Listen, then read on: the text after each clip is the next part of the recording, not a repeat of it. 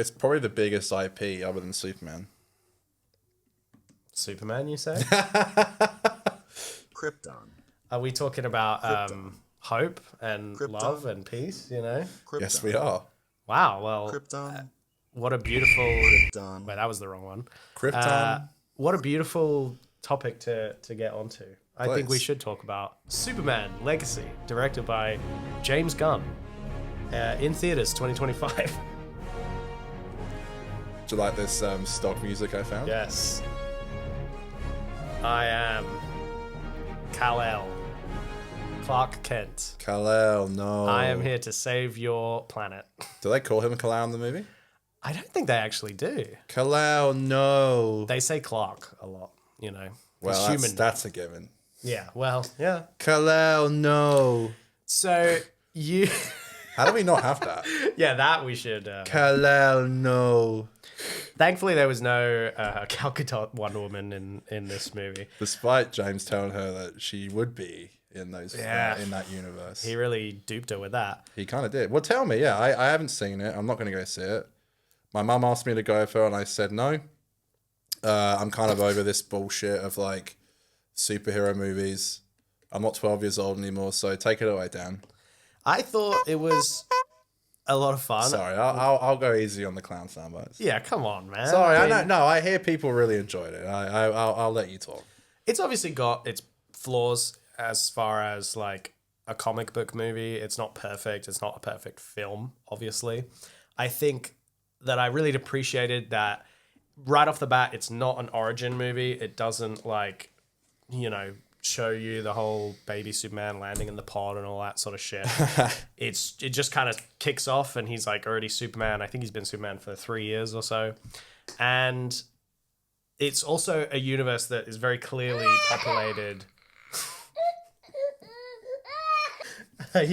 Is that Kal-El? Baby Kal-El? The baby Superman. Of course, yeah.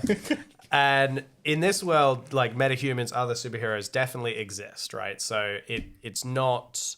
It doesn't feel like you're waiting for like an Avengers moment, like, oh, what other hero is going to show up? They're just there, you know? And I think that's probably the better way to do it, where it's not hyped up that there are other heroes out there, because obviously of what James is trying to go for. I think the result is that at times it's a little bit crowded in terms of like a lot going on and a lot of characters and stuff, but I still think that it's a lot of fun, and I think the movie focuses on the things that, you know, are good about humanity and life, you know, hope and kindness and all that kind of stuff. I think it's great. I think it's a sweet... It's like they made, you know, hope punk rock again, you know? It's like, it's cool to be kind and hopeful, and I think that's a good message. Anti-Trump. I mean, I didn't take a super political interpretation from it. I think it's definitely... Either when they drop Netanyahu from the sky. Yeah, they do basically kill Benjamin Netanyahu, which is kind of funny. Also because his character in the movie is a bit of a caricature, like he's a little bit over the top, but in a funny way. Like, I think it's fine. And look, James, I actually appreciated the commentary that James made in the Suicide Squad with regards to, like, the American military dabbling and meddling in South America and all of their countries. We love you. Yeah, and in this movie, they definitely are critical of the kind of stuff that the government is involved in, and I think it's handled pretty well. Like, I don't think the movie devolves into being just about that. Like, I've seen some people try to use it as like an extremely anti-Israel movie, and I think maybe at that point you're pulling a bit more from it than is actually there. Like, I think it has something to say, but I think really ultimately it's just about a fun Superman, you know, hopeful superhero guy, like doing the right thing, you know? Yeah, it sounds like a HBO Max job for me. Super freaky. Is that real from the film? He doesn't put his tongue out. Okay, yeah, I would keep saying that, and I'm like, surely that's not real. It's a Max job. What's it called now? HBO Max? What do they change it back to? Yeah, it's back to HBO Max. Okay, so for me, it's an HBO Max job. I'll watch it. I just Okay. I can't be dealing with. I'm sorry, Dan. I can't be dealing with these superhero movies anymore. I'm done. No, I get that. And that's why Done. I'm sorry. I don't mean to be a hater all the time, but no, I totally get where you're coming from because it's been pretty exhausting for me as well. I thought that this one it just didn't feel so, Marvel movies for a long time were so obsessed with like setting up what's to come. This one didn't feel as obsessed with that. There's a little bit of things that set up like a universe for the future, but it's much more concerned with just being a fun movie, just having a fun time with it.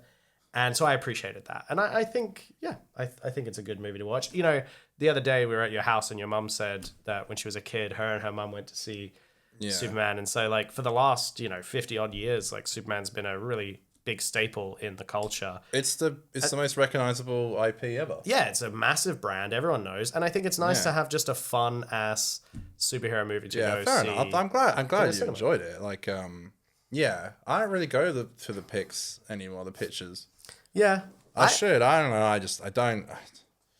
I don't blame you. Know. I'm sorry. I just when the weekend rolls around, like I kind of just want to like chill out with you and. No, there's not so much to go and see, and I definitely wouldn't say like this movie saved cinema or anything like that. It's fine. Yeah, it's not terrible, but Did you go see Fantastic Four? Now that I'm not excited for. I mean, that just to me looks like regurgitated Marvel slop. At least with this Superhero Man one, it's like they're going for something new, something different. They're trying something a little bit kind of. No, I know. I said off the wall. I did. My mom said that she still wants to go see it, and I said I like the director a lot, and I know with his films, even if you leave and you didn't love the film, there's still a lot of good things to take away from it, and that's what I think James's films have always done. So, what I don't get is this whole. Now this is messy. Without trying to be a dick, I think that when it's this whole thing with, it's because you said is it okay to say that? Go ahead. Quick spoiler, I guess, if you care, if you haven't seen it. You said Peacemaker's in it. Peacemaker cameo, yeah. Apparently, it's not so. I'm complicating myself by even saying it. And I heard James talk about it the other day. It's like, so Peacemaker season 1 and 2 is now in the new universe, but I guess the scenes that happened in Peacemaker season 1 where like Aquaman rocks up in it real quick. Yeah. That doesn't count, apparently. That scene is no longer canon. But stuff that has nothing to do with the old DC universe, that's not canon, but everything else is. But Peacemaker's literally from The Suicide Squad, an old movie, which had old characters in it from the first Suicide Squad movie. So they don't know what the fuck they're doing. You know how like the X-Men movies did Days of Future Past and they kind of like retcon their own canon? Yeah. Which is what I think Doctor Who should do, by the way. Because it's like, if it saves like a big mess, then I say go for it. That's not happening. But it's just a bit confusing, isn't it? It's like, oh, well, okay, now... And isn't now Jason Momoa's playing like Lobo or something in the Jason DC Momoa universe? is back. And what's his name from the Suicide Squad was in it? What's his name? Nathan Fillion. Yes. Is in the new Superman movie, and he was in the Suicide Squad. He played TDK, the detachable kid. Don't tell me how I know this, but I do. I used to be a fan of this shit. I like some of the comic book movies. I just don't like all. I do like James's movies, but is it a cinema job for me? Nah. I think that's fair. Sorry. That's fine. Sorry. I again wouldn't say that it's like so good that it's worth coming out to the movies if it's not really to the complex your vibe. But it's a fun watch. I don't think you'll regret watching it. I don't think you'll regret it as a HBO Max job. Nah, I'll definitely watch it when it's on Max, and it'll be like a big premiere on Max. It'll be like it's finally on streaming for you to watch at home, and I'll. What is that? That's Tim Allen. What the fuck, Tim Allen? Is he in Superman? No, I just thought the sound was appropriate. It sounds like a kaiju from Superman. It's from yeah. That's one of the enemies in Superman. I'm glad you enjoyed it. Krypton. Me too. I'm glad I went to see it. I went to see it in Gold Lounge, so I had dinner and drinks and stuff. So that made the experience nicer as well. Krypton. Thank you. No, isn't Bradley Cooper in it as well? That blew me the fuck away. Yeah. To see Bradley Well, they've worked Cooper. together before because Bradley's Rocket. I know, but it was so odd to see Bradley Cooper.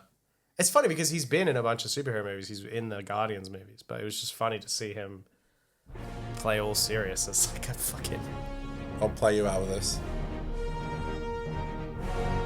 Thank you. With that, folks, go on to be kind, have hope, and live to serve others. Thank you. He really is good, that Kal-El bloke, isn't he? Yeah? Yeah. Kal-El, no. I need you to give me the stone. Where is it? Maxwell Lord. You're quite good at it as well. You're quite good at it, actually. Oh, man. I watched the first one with my client last week, and I was like, oh, I've seen the first one now. I've already seen it, but I was like, I rewatched the second one, and I just sent you me doing that audio bite. Maxwell Lord, I need you to give me the stone. Where is it? Everyone's in grave danger. How could you not? Everyone's in grave danger.